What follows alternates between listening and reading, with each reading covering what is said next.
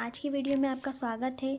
आज हम देखेंगे कक्षा 10वीं के विज्ञान का अध्याय 3 धातु एवं अधातु मेटल एंड नॉन मेटल, जिसका टॉपिक है कुछ महत्वपूर्ण परिभाषाएं हैं। इसमें आज हम लेकर आए हैं कुछ महत्वपूर्ण परिभाषाएं, जिसमें फर्स्ट है गैंग। गैंग जो है पृथ्वी से खनिज अयस्कों में रेत या मिट्टी आदि जैसी अशुद्धियाँ पाई जाती हैं, उन्हें हम गैंग कहते हैं। मतलब अयस्क में रेत या मिट्टी या बहुत सारी अशुद्धियाँ पाई जाती हैं, उन्हें हम गैंग कहते हैं।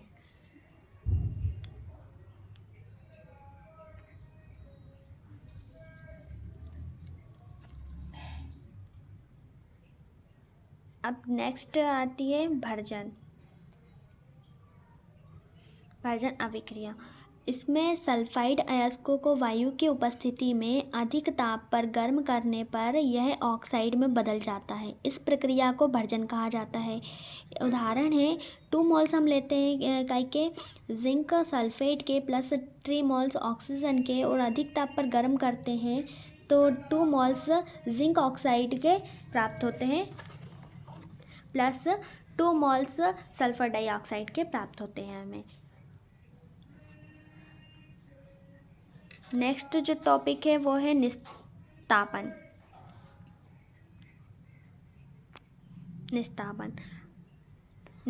कार्बोनेट अयस्क को सीमित वायु में अधिक ताप पर गर्म करने पर यह ऑक्साइड में बदल जाता है। इस प्रक्रिया को हम निस्तापन कहते हैं।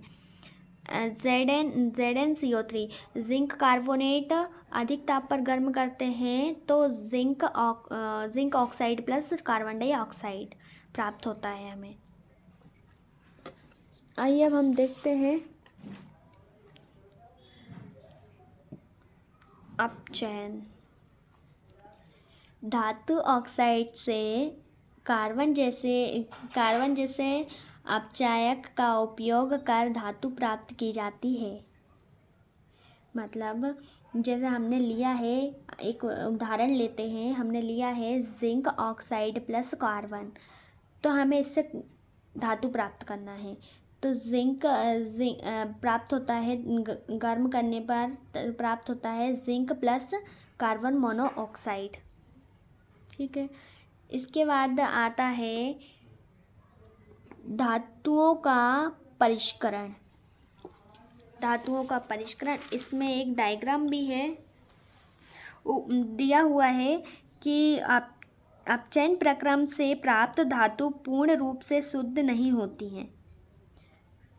कोई भी धातु है वो पूर्ण रूप से शुद्ध नहीं होती है।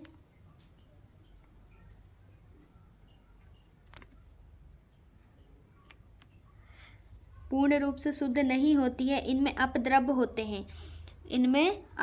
होते हैं जिन्हें हम एनोड पंख कहते हैं। इन्हें हटाकर ही शुद्ध धातु प्राप्त की जा सकती है। अपद्रव को हटाकर ही शुद्ध धातु प्राप्त की जा सकती है। धातुओं से अपद्रव को हटाने के लिए सबसे अधिक प्रचलित विधि जो है विद्युत अवघटनीय परिष्करण विधि है।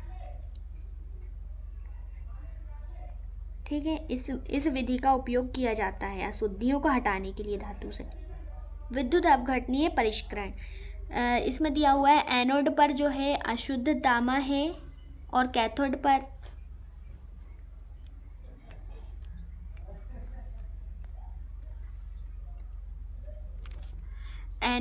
जो है वो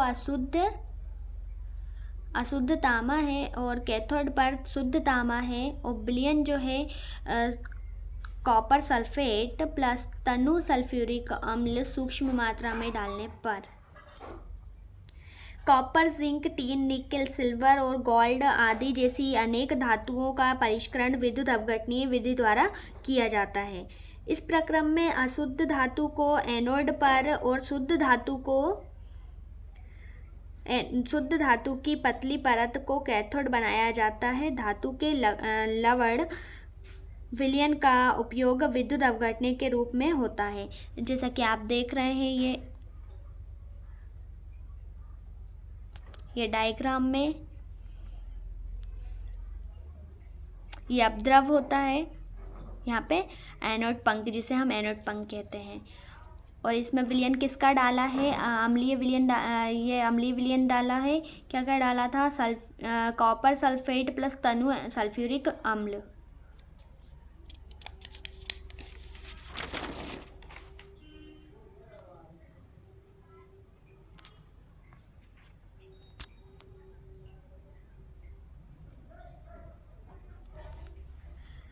विद्युत अवघट्टे से जब विद्युत धारा प्रवाहित की जाती है तब एनोड से अशुद्ध धातु विद्युत अवघट्टे में घुल जाती है।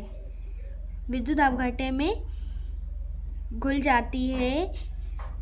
इतनी ही मात्रा में शुद्ध धातु विद्युत अवघट्टे से कैथोड पर निक्षेपित हो जाती हैं। विलेय अशुद्धियाँ विलयन में चली जाती हैं तथा अविलेय अशुद्धियाँ कैथोड तली पर निक्षेपित हो जाती हैं। एनोड तली पर निक्षेपित हो जाती है, जिन्हें हम एनोड पंख कहते हैं। ठीक है, ये इस विधि का उपयोग धातु को शुद्ध करने के लिए किया जाता है। इसमें हम लगाते हैं एक कुंजी और इसमें बैटरी भी लगाते हैं, जैसा कि डायग्राम में दिया हुआ है। कुंजी लगाई हुई है, बैटरी भी लगाई हुई है। कैथोड और एनोड, एनोड यानी होता है धन और कैथोड यानी होता है ऋण। इसमें डाला था हमने सल्फ्यूरिक एसिड डाला था और कॉपर सल्फेट डाला था सूक्ष्म मात्रा में, जिससे ये टैंक है और इसमें अपद्रव जो ये जमा हुआ है ये अपद्रव है और ये इन्हें अपद्रव को ही क्या कहते हैं? एनोड पंख कहते हैं। इस विधि को धातु को शुद्ध करने के लिए उपयोग में लिया जाता है। नेक्स्ट टॉपिक है हमारा संचारण।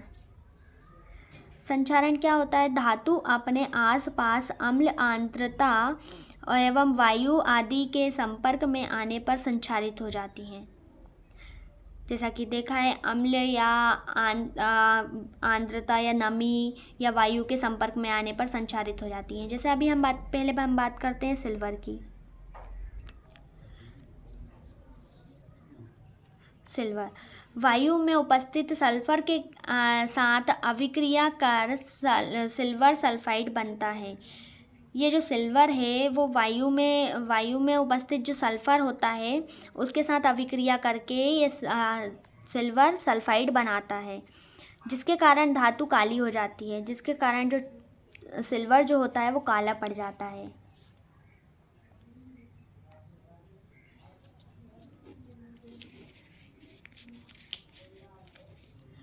अब कॉपर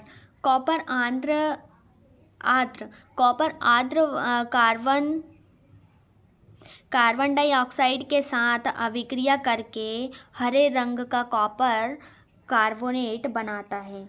कॉपर भी क्या कार्बन डाइऑक्साइड के साथ अभिक्रिया करके हरे रंग का कॉपर कार्बोनेट बनाता है। लोहे का तो पता ही होगा, लोहे आर्द्र या वायु में लोहे पर भूरे रंग का पदार्थ की परत चढ़ जाती है, जिसे जंग लगना कहते हैं।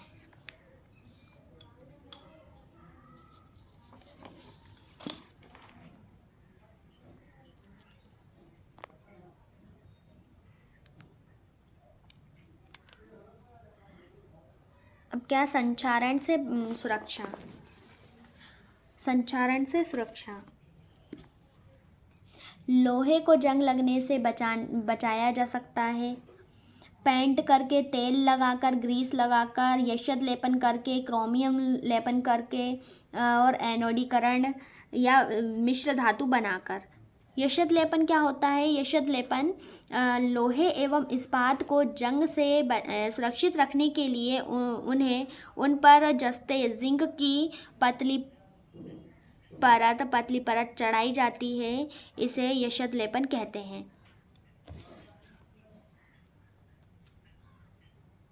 मिश्र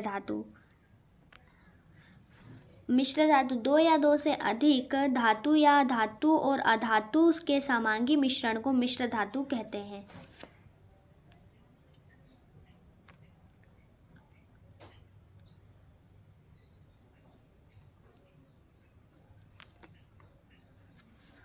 लोहा सूक्ष्म मात्रा में कार्बन के मिश्रण के साथ लोहा कठोर और प्रबल हो जाता है।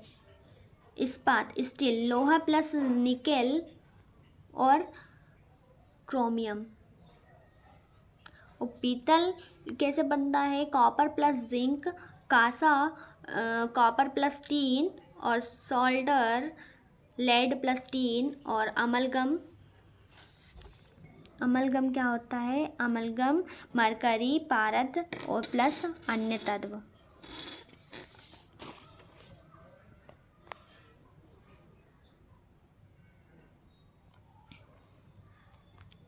ये तो हमने पढ़ा ही है। ध्वनिक सोनोराशि, ये वे धातुएं जो किसी कठोर सतह से टकराती हैं तो वे ध्वनि उत्पन्न करती हैं। उन धातुओं को ध्वनिक या सोनोरस कहते हैं। भर्जन हमने पढ़ लिया था। अपरूपता,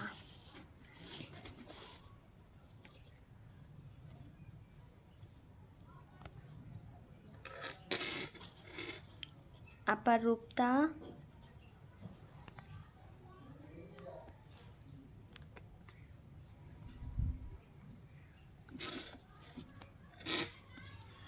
जब कोई तत्व प्रकृति में विभिन्न रूपों में मिलता है जिनके भौतिक गुण में भिन्नता होती है लेकिन रासायनिक गुण समान होते हैं तो उनको उस तत्व के अपरूप समान होते हैं तो उनको उस तत्व के अपरूप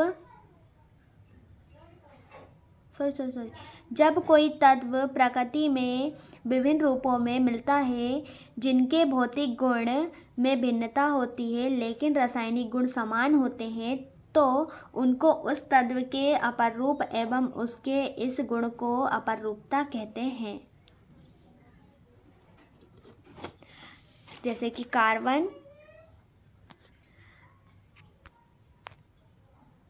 कार्बन के अपरूप क्या होते हैं? ग्रेफाइट होता है और डायमंड होता है।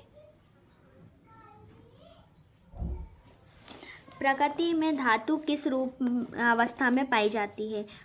पृथ्वी की भूपर्पटी धातुओं का मुख्य स्रोत है। समुद्री जल में भी NaCl, सोडियम क्लोराइड और मैग्नीशियम क्लोराइड आदि विलेय लवण उपस्थित रहते हैं। कुछ धातुएं भूपर्पटी में स्वतंत्र अवस्था में पाई जाती हैं। कुछ धातुएं यौगिक के रूप में पाई जाती हैं।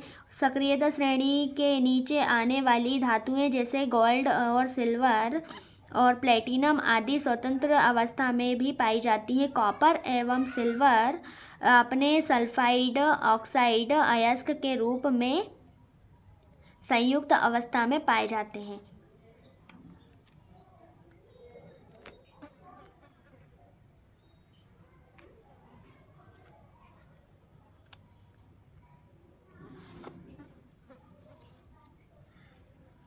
सक्रियता श्रेणी में सबसे ऊपर की धातु पोटेशियम, सोडियम, कैल्शियम, मैग्नीशियम एवं एल्यूमिनियम इतनी अधिक अभिक्रियाशील होती है कि ये कभी भी स्वतंत्र अवस्था में नहीं पाई जाती।